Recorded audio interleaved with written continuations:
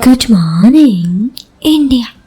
दोस्तों नमस्कार। दोस्तों आज की मेरी कहानी का नाम है 21 दिन लॉकडाउन में जन्नत। अब कहानी आपको ज़रूर पसंद आएगी, लेकिन अगर आप चाहते हैं कि कहानी आपको और भी पसंद आए तो मेरी 2 बातों का ज़रूर ध्यान रखना। पहला, ईयरफोन या हेडफोन का उपयोग करना, इससे ऑडियो क्वालिटी अच्छी आएगी और आपको ये कहानी रियलिस्टिक लगेगी। साथ ही अगर आप चाहते हो कि इसका एक्सपीरियंस और भी अच्छा लगे आपको, तो आप अपनी आंखों को बंद कर सकते हैं। इससे ये कहानी और भी रियलिस्टिक लगेगी जब आपके कानों तक पहुंचेगी। चलिए अब मैं आपको ये कहानी शुरू करती हूँ जो काफ़ी इंटरेस्टिंग है। ये कहानी है नेहा की। नेहा कहती है मेरी उम्र 21 साल है और ये बात 2 महीने पहले अपनी बैंक परीक्षा देने भोपाल गई थी तब की है। मेरा एक फेसबुक मित्र भी इसी शहर में रहता था। उसका नाम सार्थक था। उसको मैं फेसबुक पर 2 साल से जानती थी। हमारी अक्सर बस चैट पर नॉर्मल बातें होती थी, उससे ज़्यादा कुछ नहीं।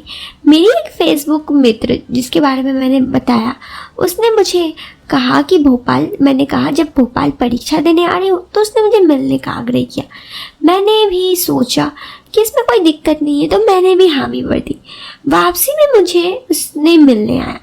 रात 9 बजे मेरी ट्रेन थी। मैं उस शाम 6 बजे स्टेशन के पास ही एक रेस्टोरेंट में मिलने का तय किया। ठीक समय पर मैं रेस्टोरेंट पहुंची और उससे मिली। वो मेरी तरफ देखा जा रहा था। अच्छी बात तो ये थी कि वो सिर्फ मेरे चेहरे पर नजर दे रहा था। अब एक लड़की होने के नाते मुझे पता चल जाता कि किसकी नज़र कहाँ है। हमने ढेर सारी बात की। मैं बीच बीच में ट्रेन का स्टेटस चेक कर रही थी। मेरी ट्रेन पहले ही 4 घंटा लेट था, तो मैंने सार्थक से कहा जब तक ट्रेन ना आए तब तक तुम मेरे साथ रुक जाओ। वो बोला मैं चाहता ही नहीं कि आज ट्रेन आए और हम दोनों यहीं रुके रहे। मैं हंस पड़ी। यूं तो हमारी बातें चल रही थी। अचानक सब लोगों का ध्यान जो उस समय रेस्टोरेंट में थे टीवी की तरफ गया। उसमें अनाउंसमेंट हुई कि देश में 21 दिन का लॉकडाउन किया जा रहा है, क्योंकि उस समय देश में कोरोना का कहर अचानक से घनघोर हो गया और तेजी से फैल रहा था। मैं परेशान हो गई। अब मैं घर कैसे जाऊंगी? मेरी ट्रेन कैंसिल हो गई। मेरे घर पर बातें की, सब परेशान थे हम, मगर क्या कर सकते थे। उसने मुझे कहा कि जब तक सामान ना हो जाए तब तक किसी हॉस्टल या फिर होटल या लॉज में रुक जाओ। मगर मेरी दिक्कत कहाँ ख़त्म होने वाली थी। सारे होटल भर गए थे। मैंने सार्थक से पूछा तुम मेरी मदद करो। थोड़ी देर में मेरे घर वालों ने कॉल करके पूछा कहीं रूम मिला या नहीं। मैं बहुत परेशान थी। अब मैं क्या करूं? मेरा घर कब कैसे जाऊं? बहुत देर तक ऑनलाइन होटल तलाशती रही, मगर कोई होटल नहीं मिला। मैं लगभग रोने लगी थी उस वक्त। मुझे काफ़ी परेशानी हो रही थी, टेंशन में थी। मैं रोने लगी तो सार्थक बोला अगर तुम चाहो तो मेरे यहाँ रुक सकती हो। मैं यहाँ अकेला ही रहता हूँ, मरती क्या न करती। मैं उसके यहाँ जाने के लिए राजी हो गई। मेरे पास कोई और विकल्प भी नहीं था। हम दोनों उसके रूम पे पहुँचे। उसने मुझे कहा तुम थक गई हो, जाकर फ्रेश हो जाओ, तब तक मैं चाय बना लाता हूँ।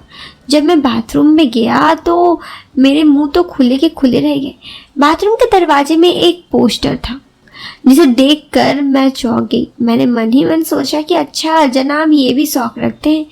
उनकी बातों से ऐसा लगता नहीं है, ये स्वभाव में इतना अच्छा है। ये सोचकर मैं मुस्कुराने लगी। फिर अचानक से मैंने सोचा कि मैं भी कहाँ से इतनी साफ सुथरी हूँ, मतलब सुधरी हुई हूँ। मैं भी तो थोड़ा सा ऐसे फिल्में देखना पसंद करती हूँ। मैं नहाने लगी क्योंकि मैं काफ़ी थक गई थी। तभी अचानक से सार्थक ने आवाज़ लगाई चाय बन गई है, जल्दी करो। कुछ देर बाद मैं बाहर आई। उसने मुझे चाय दी तो मैंने कहा बाथरूम में कौन सी देवी की फ़ोटो लगा रखी है। उसे अचानक से याद आया तो उसका चेहरा एकदम से पीला पड़ गया, जैसे उसकी चोरी पकड़ी गई।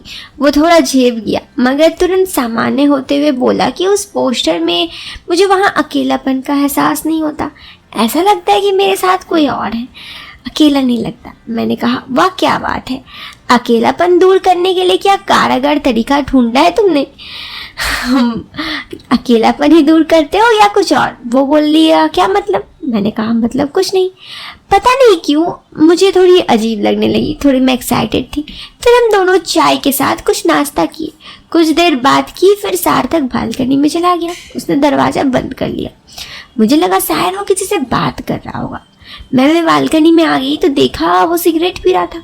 मैंने उसके सामने जाकर खड़ी हुई और बोली कि तुम्हारी एक और चोरी पकड़ी गई, तुम्हें ये सब शौक कब पाले? सार्थक बोला, क्या करूँ, अकेला रहता हूँ, सारा दिन पढ़ाई करता हूँ तो थोड़ा स्ट्रेस भी हो जाता हूँ तो पी लेता हूँ। मैंने कहा मुझे भी पीना है, आज मैं भी बहुत स्ट्रेस हूँ। इस पर वो बोला ये अच्छी आदत नहीं है। मैंने कहा मुझे कोई दिक्कत नहीं है, आज मुझे पीना है। मैंने जैसे ही एक बार ट्राई किया तो मुझे आदत नहीं थी, एकदम से खांसी उठी। इस पर उसने वापस लिया और कहा कि ये अच्छी आदत नहीं है, चलो अब तुम अंदर जाकर सो जाओ, काफ़ी थक गई हो। हम दोनों अंदर आ गए। सार्थक ने एक तकिया लिया और चादर पलंग से उठाया और सोफे पे जाकर लेट गया। मैं बिस्तर पर लेटी थी। उसने लाइट ऑफ कर दी और मोबाइल चलाने लगा। उधर उसकी उंगली मोबाइल में चल रही थी और इधर मैं अपने मोबाइल में मूवीज़ देख रही थी। और मैं वैसे तो ईयरफोन का यूज़ कर रही थी, पर पता नहीं कब ईयरफोन खुल गया और जो आवाज़ था वो उसके पास समझ गया। वो समझ गया कि कौन सी मूवीज़ मैं देख रही हूँ। तुरंत मेरे पास आया और कहा कि वाह, खुद तो ऐसे शौक रखती हो और मुझे कहती हो तुम्हारी एक और चोरी पकड़ी गई मैडम, क्या अकेले अकेले देख रही हो? मुझे कौन से कांटे लगे हैं, ये कहकर सार्थक उठकर पलंग में आ गया और बाजू में बैठ गया और वो भी साथ में देखने लगा मूवी।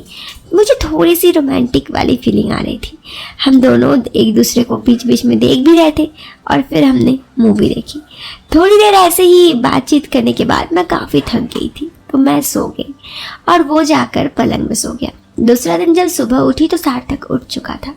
उसने मुझे कहा चाय या कॉफ़ी? मैंने कहा चाय। उसने मेरे लिए चाय बनाया, वो पहले ही पी चुका था और हम दोनों बातचीत करने लगे। मैंने उससे पूछा तुम्हारी कोई गर्लफ्रेंड नहीं है? तो उसने मुझे कहा नहीं, मैं अकेला ही रहता हूँ, तुमने कहा है। मैंने कहा पर ऐसा क्यों? उसने मुझे कहा मेरी एक गर्लफ्रेंड थी, बाद में उसने मुझे धोखा दे दिया तो मुझे प्यार से विश्वास ही उठ गया। इस पर मैंने कहा यार सब लड़कियाँ ऐसे नहीं होती। उसने कहा मेरा एक्सपीरियंस बुरा है तो अब मुझे तो बुरा लगता ही है। ऐसे ही हम दोनों ने बातचीत की। फिर उसे ऑफिस आना था क्योंकि ऑफिस का 21 दिन का लॉकडाउन तो था, लेकिन कुछ पेपर्स थे जो उसे ले आना था घर। वो ऑफिस चला गया, मैं घर पर उसका इंतज़ार कर रही थी।